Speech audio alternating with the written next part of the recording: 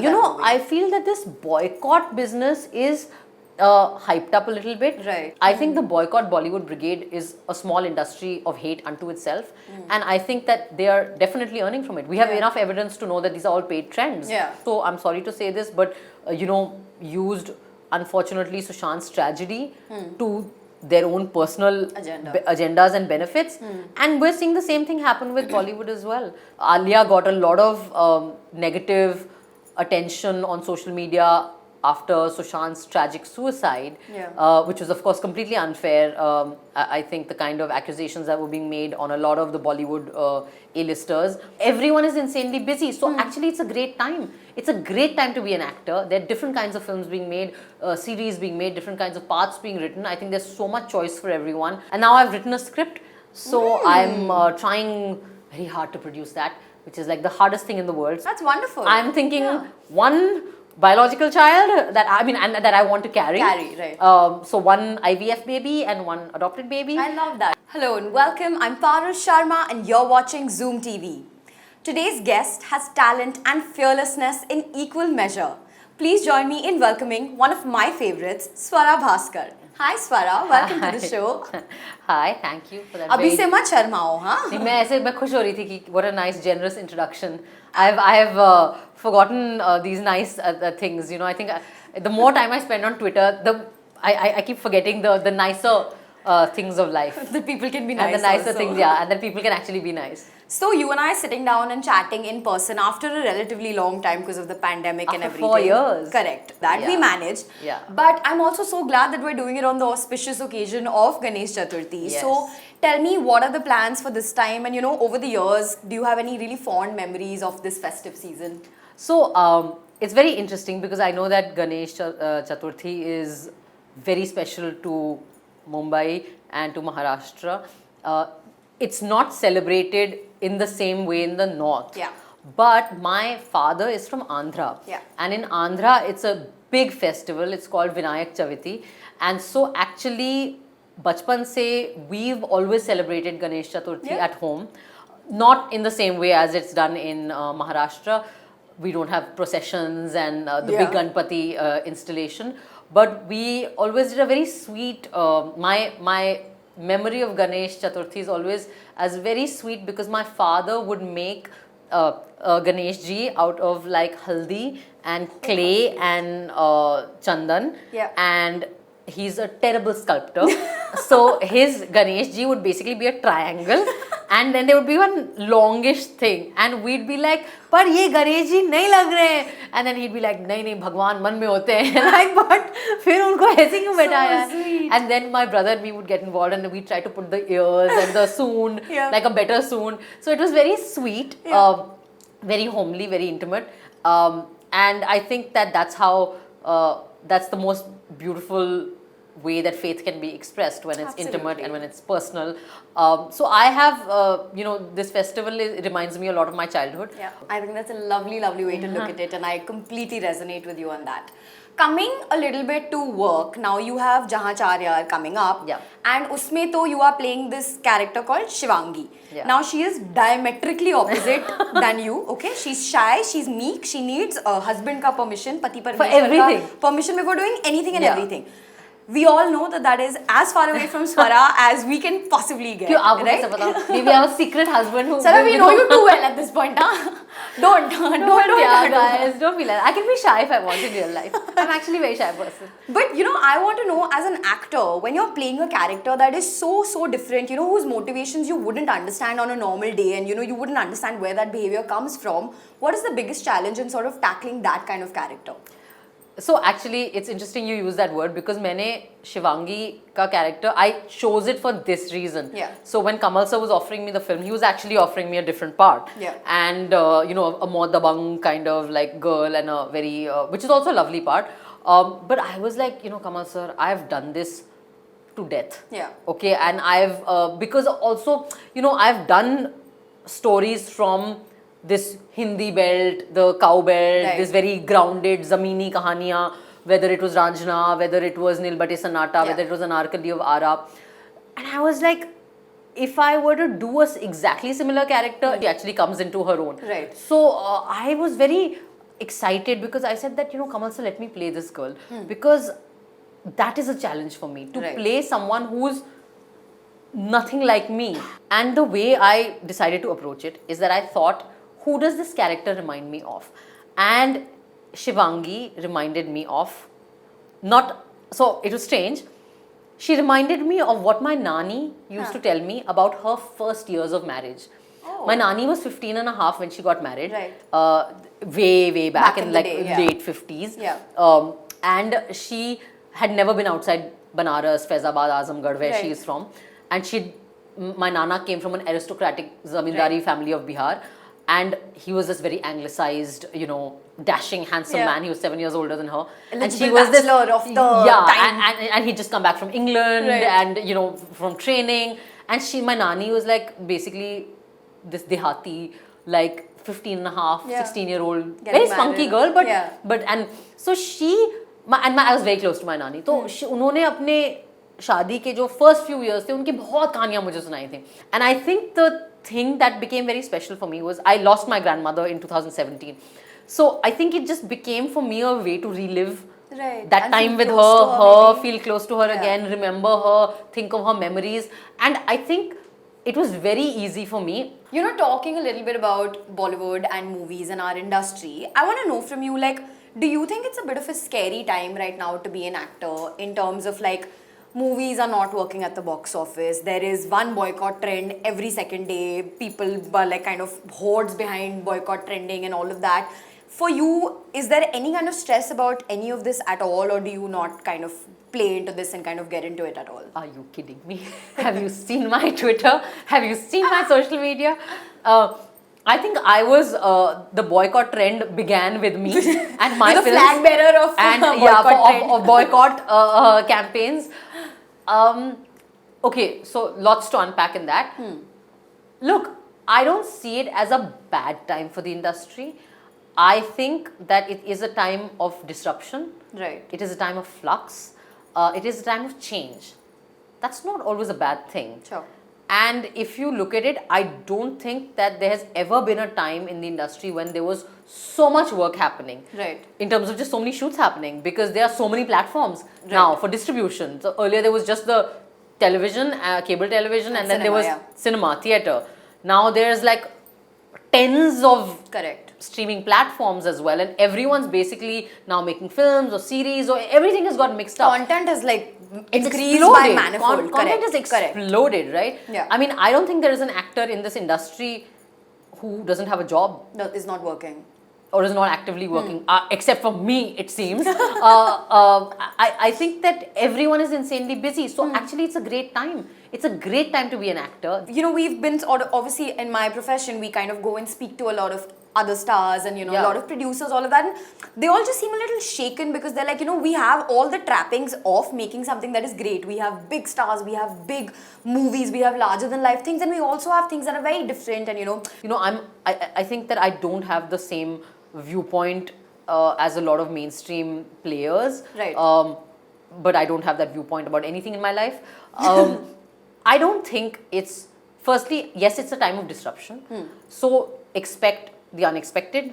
So that your formula film may not work, the big projects that you've set up that seem fancy may not work, the stuff that you assumed will work because something else like that in the past worked, or the public opinion seemed like that is not working.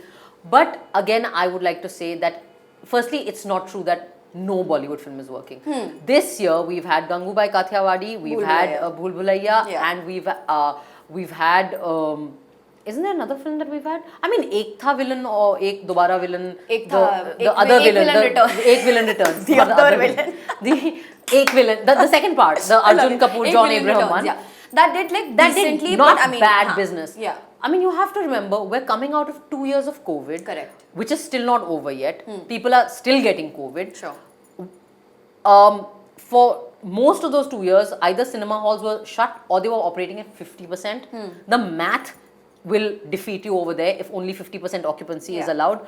Even after theatres have opened for the full, people have maybe they are not returning in the same way. One, because they're scared, they're cautious, and two, because now they've kind of gotten used to being at home and watching everything online on the laptop, because we've also in these 2 years had films releasing direct to OTT, of course, and not just art films जैसे पहले होता था, but mainstream. I mean यार, अक्षय कुमार की film आप direct to OTT करे, उससे बड़ा star content consumption ही change हो चुका so you've है, changed correct. the consumption pattern. That's the second thing. So COVID, the consumption pattern has changed.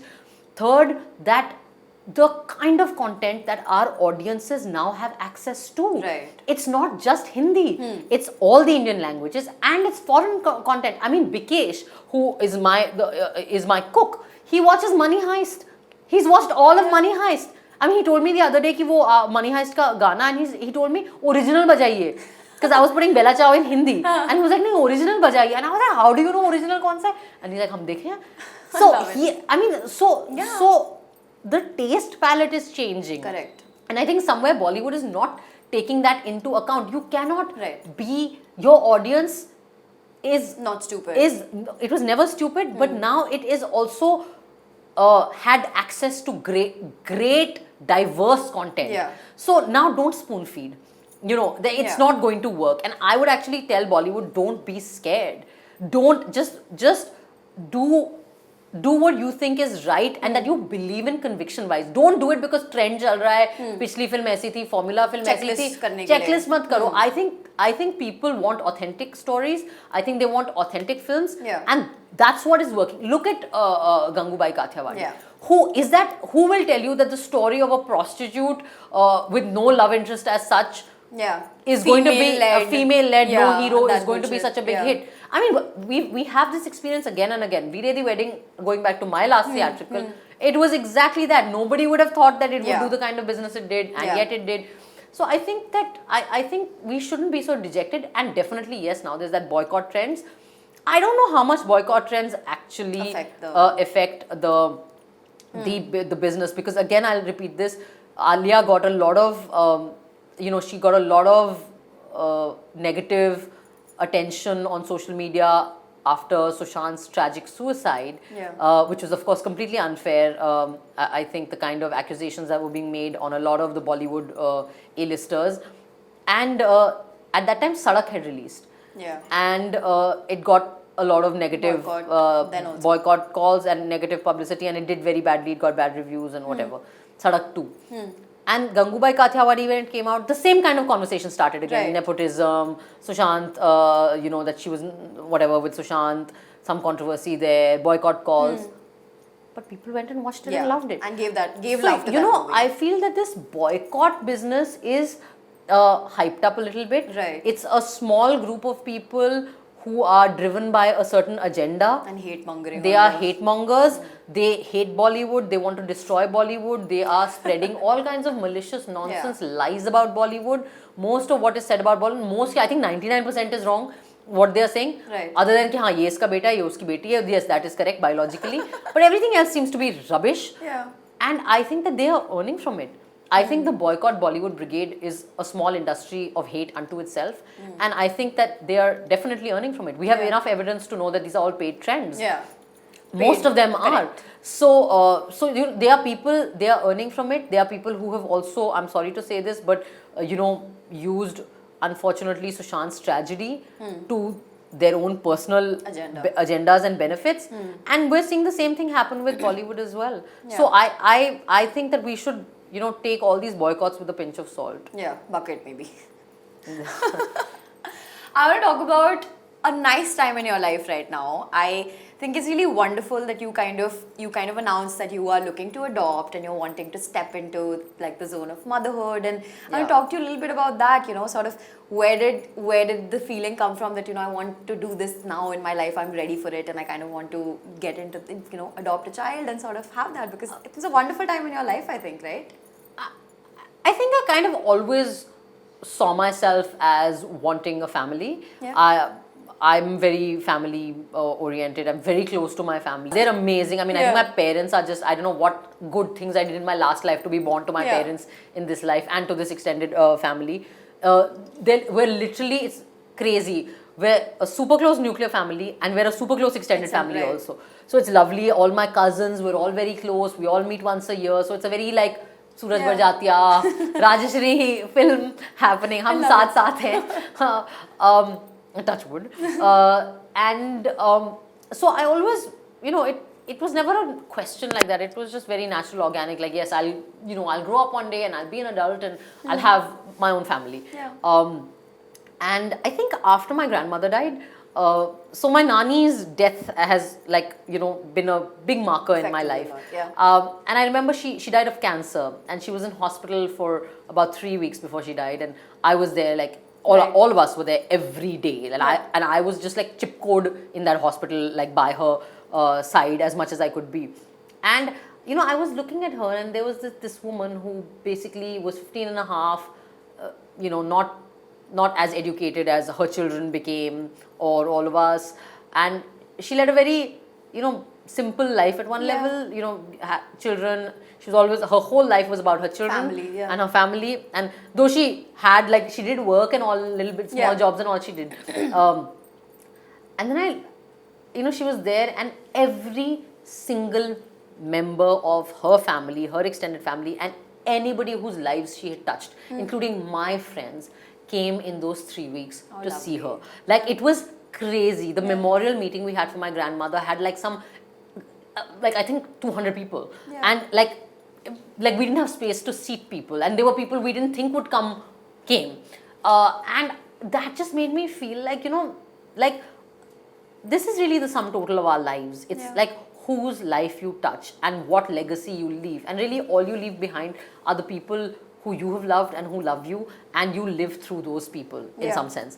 And so, of course, those people don't always have to be blood relatives, but if you have the opportunity, why not? And I always, I have this great circle of life kind of philosophy, and I was like, I think motherhood for women is a part of a certain cycle of life. If you want it to be, it doesn't have to be, but I kind of, like the idea. And so I thought, why not? And then, seeing as my skills in finding love are, let's see now, severely severely to be suspected, and I don't think I trust my own judgment of people anymore at all. So I just thought that if you want a child, so why do you need to go look for a man for that purpose? There are other ways to figure out, get children. And I was going to ask you this, that you went down where you are single, I mean, for all intents and purposes. No, I am very single.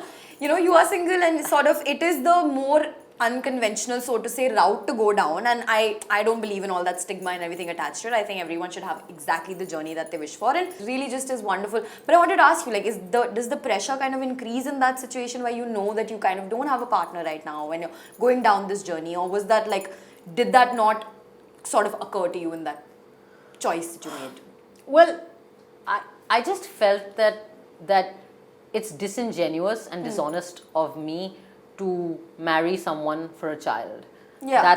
You should marry for love. I mean, not even marry, I mean even partnerify. Right. I feel like the only reason why people should get together and commit to each other, I mean, it should be driven by love, not the only reason, but it should be driven by love for me. And I'm unfortunate. I wish I was not like this, but I am such an idiot romantic. I really, it's pathetic. And I'm all the time trying to problematize it and be practical and critique it and understand that this kind of romanticism comes out of not realistic. It's not real. No, and it's also coming out of a certain kind of literature, a certain kind of ideology, at a particular point in history, and a certain kind of marketing and a certain kind of blah blah blah. I know all that, but अब क्या करें ना, DDLJ देख के बड़े हुए हैं हम, Bollywood में तो हैं और अब बस तब से राज को ढूंढ रहे हैं. That, and ये सारे romance novels पढ़ के and all this, so अब अब दिमाग खराब हो गया है. So I just felt look, I can't compromise on love. I don't want to. If and when it happens again, it'll happen if it does, and if it doesn't, whatever. But it's 2022, for God's sake. Why should, I mean, what is the point of being in the 21st century with all the science and IVF and all other technologies and other things and all this liberation, being an independent, strong woman with her own money and her own life and all that, if I can't do this because I feel the pressure of stigma.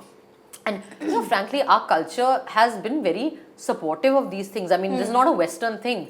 I mean, one of our most favorite gods is adopted, Lord Krishna. Yeah. I mean, look at all the stories of Lord Krishna and Yashoda. Yeah. He's her adopted son. Yeah. It's the stories that we hear from our childhood are of this beautiful, loving, adopted adoptive relationship, right? So I think that there is, I mean, a lot of people don't know this, but Rani of Jhansi, her fight with the British was for the right of her adopted son to inherit the throne. Right? History buffs right now. So I'm saying that, like, you don't have to look anywhere else. It's in our world. Our culture is very supportive of adoption. So I told my parents, and they were very supportive actually. So I will admit that the thing that I actually decided to also do is to also look at the IVF route. So which is in vitro fertilization and with an anonymous donor as per whatever the rules are in India. So now both processes are open for me. Okay, so that's wonderful. I'm thinking one biological child that I want to carry. Right. So one IVF baby and one adopted baby. I love that. And I'm on the waiting list is a very long thing. Yeah, it's a very tedious long CARA, process. which is there's a centralized procedure to adopt. Which is actually a good thing because they want to make sure that the child is going to a safe house and it's not a trafficking network or something, which is very important to also do. And so I'm on the list as a prospective adoptive parent. It's called PAP. And I'm exploring the whole IVF option as well. So yeah, there's like all kinds of backstage drama going on in my personal life, which is not men related, so that's a good thing. Quickly coming to now, you have 2 more projects coming up apart from Jhaan Chaar Yaar. So give me a little bit details about that, Miss Falani. So you are doing 9 characters and all. I'm hearing. Very excited intense. and very scared about Mrs. Falani. Firstly, it's a very cute name because I was like, when I said Falani, and they were like, "Haan, jis hota na Falani Dikani." Yeah, and I was like, "Oh my God, that is so cute, Mrs. Falani." So it's very sweet. It is basically an anthology of 9 stories of just women and the kind of dreams and desires that they have just suppressed because they were so busy looking after other people, other things, their families, their parents, their children, blah blah blah. So in a strange way, it's Shivangi into 9. I was just gonna say that. It's Shivangi into 9, and I feel like I'm just like becoming the brand ambassador of all the housewives and the grannies, which is amazing that the single person this single girl who is like personal life is a mess and who is contemplating IVF and adoption and all is most unconventional personal life is like this brand ambassador of Grah Shobha and Sarita or whatever. Rights. I love it. Housewives ki brand ambassador. Mimasa is also a very tongue twister of a name. Yeah, it's a like very highfalutin name, like the philosophy का एक brand होता है मीमांसा, तो मुझे पता नहीं था, वो मुझे title जब आया उसके बाद मैंने ऐसे Google किया और ऐसे check किया. Mimamsa was a very special film because it was a film that we shot. That was the first thing I did right after the lockdown opened, and I went into that project just thanking God that I have work. Because I think that the COVID lockdown has made all of us realize the value of employment, stability, work, and not just money-wise, but just something to keep you going and having something to do and the purpose of your lives outside of the home. And it's a very again, it's a small, very high-concept film where I play a cop and who's chasing a murder mystery. And she's completely at her wit's end and she can't understand what the hell is going on.